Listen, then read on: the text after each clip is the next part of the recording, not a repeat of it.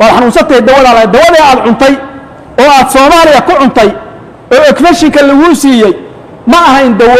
سنبا هاي سنتا لا دقايا قاروا با كو غيريودي أو الدولة عنين بانتي حساسيات كقايا الصومالي قوضي dad baa waxa ku shaqaysanaya kiliibiyada la wareejinayo waa aragtay maxruum weeyo uu dhintay oo ninka hadda ayaantii way takaalay markii Germany la geeyay meelaha la geeyay waxa la sunbaad cunta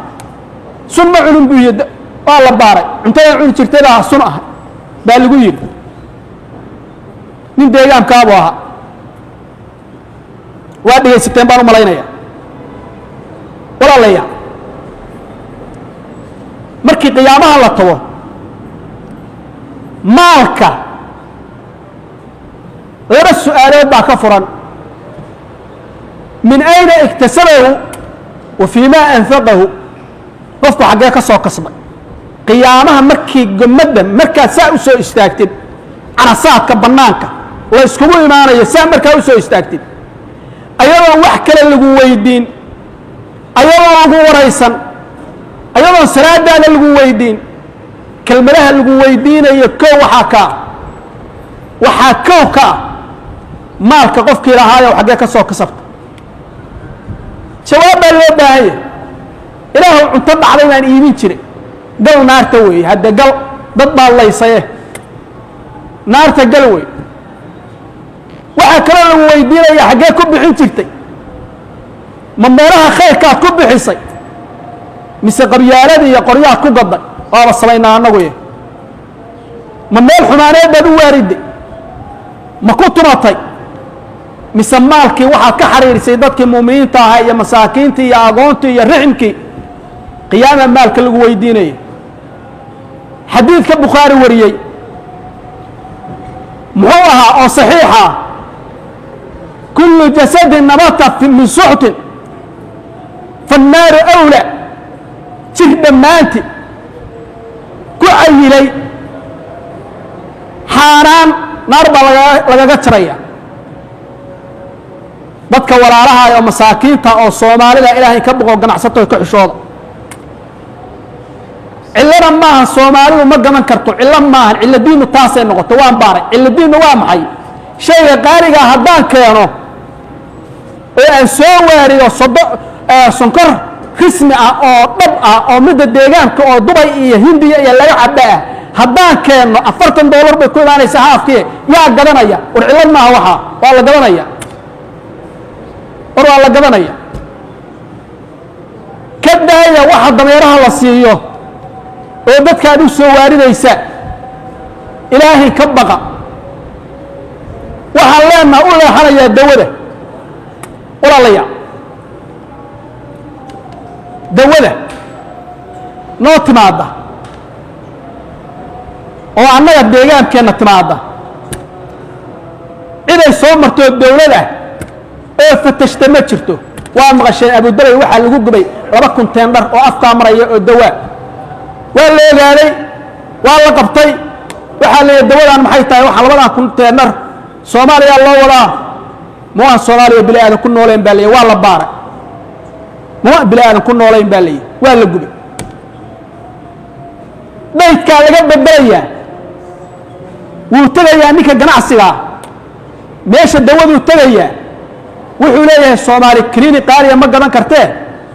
taariikhda iiga bedel kiniinigan dhacay oo laba bilood hore taariikhda iiga bedel waxaad igu dhigtaa 2030 laba bilood baan u harsanay balkan aad ku samaysee waa China ama waa Hindiya UK ku qor ama America ku qor markaas waxa lagu buufinaya magaciisa dawadeeda ahayn waa khiyaano markaas taariikh aysan lahayn lagu qoraya waa khiyaano ilaahay kaga baq walaalayaal intee baad aragteen qof Soomaali ah oo intuu halkan ka tagay ardayda tagay oo la baaray la yiri dawada laga dhaqaya waa xanuunsatay dawada aad cuntay oo aad Soomaaliya ku cuntay oo ekfashinka lagu siiyay ma ahayn dawo sun bay ahay sunta la dhaqaya qaar waaba ku geeriyooday oo dawada ay cuneen baa intay xasaasiyad ka qaadeen Soomaali go'day dad baa waxa ku shaqaysanaya wuxuu yiri Imaam an-Nawawi rahimahullahu ta'ala fi kitaabihi sharh al-muhadhab wuxuu yiri bay'u ash-shay'i al-fasid baadil wal mal al-ma'khud minhu haram wa gorma 900 sano ka hor baa hadalkaanay wuxuu yiri shay baadil ah waa dawadaas oo kale iyo raashin ka dhacay oo kale shay baadil ah buu yiri iibkiisu shay fasid ah iibkiisu waa baadil waa shay aan macna la joogin oo aan tayo lahayn ilaa shayga tirana waa laga rabaa tayana waa laga rabaa inuu dadkii iyo Soomaalina anfici karo waa la rabaa tayo inuu leeyahayna waa la rabaa markuu labadiiba waayo ama mid waayo tayadii waayo iibkiisu waa baadil buu wal maalul ma'khud minhu haram maalka laga qaadayo waa kee faa'iidada laga helayo dawo dhacdada la soo waariday malaayiin buu ka helay awal shaah yar buu kala baxay malaayiinta caruurtiisa iyo qaraabadiisa iyo asaga lafihiisa baa isticmaalaya Soomaa ilaahay caruurta xanuun buu kaga ridaya islaantii asagu waa isku boodaya asagii siba wax ka noqonaya waa ganacsataa leeyahay sonkor buu qabaa faalij buu qabaa allah maxaan maqalna doqon qufacday baa leeyahay meel laga maagay ma oga balaayada isdhex muraaqday oo sirtaayo u qaba inay ogeyn ay u qabaan ganacsatada ay u qabaan bal hadaday baa waxay ku keentay maalkooda iyo awlaadooda iyo aswaajtooda nusqaanan ay ku dhacdo saa waxa arkaysaa nin ganacsataa oo waaweyn ragga ganacsatada oo waaweyn kutubta iyo xirta iyo meelaha wax laga raacdaa annagu joognaa waxaad arkaysaa xilqada 200 oo nin fadhido 200 ama 300 oo nin fadhido caruurtii ganacsatada waa ka maqanta yaa fadhiya fuqaradii raashin ka dhacay lagu laaynahay caruurtoodii baa fadhida baa meesha dhooban iyo kuwa koobka shaaha waayay baa dhooban raggii ganacsatada iyo tujaartii caruurtoodii meelay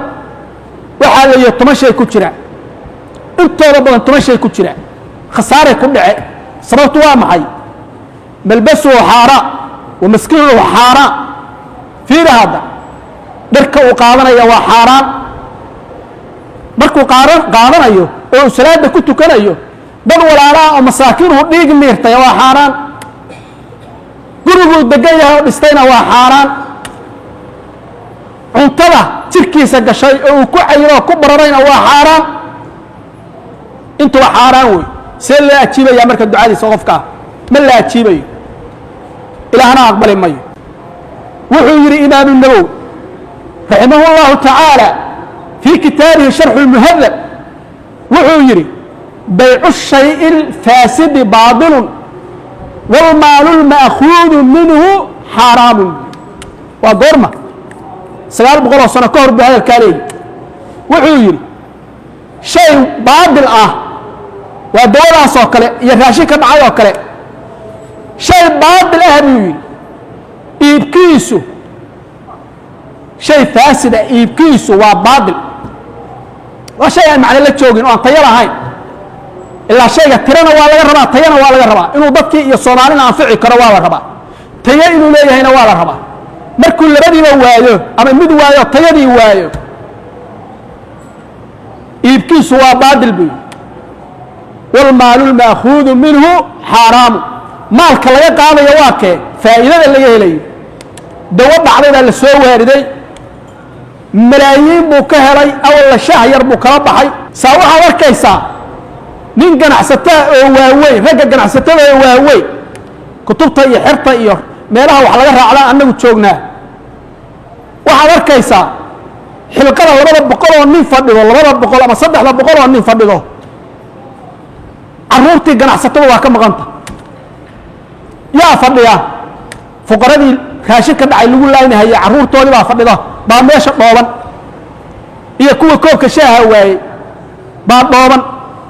raggii ganacsatada iyo tujaartii caruurtoodii meelay waxaa la yihi 10 shay ku jira intooda badan 10 shay ku jira khasaare ku dhace sababtu waa maxay malbasu xaara wa maskiinu xaara fiiri hadda dharka uu qaadanaya waa xaaraan markuu qaadanayo oo uu salaada ku tukanayo dad walaalaha oo masaakiinuhu dhiig miirtay waa xaaraan guriguu degan yahay oo dhistayna waa xaaraan cuntada jirkiisa gashay oo uu ku cayiro oo ku bararayna waa xaaraan intuba xaaraan wey see loo ajiibaya marka ducadiisa qofka ma la ajiibayo ilaahna aqbali mayo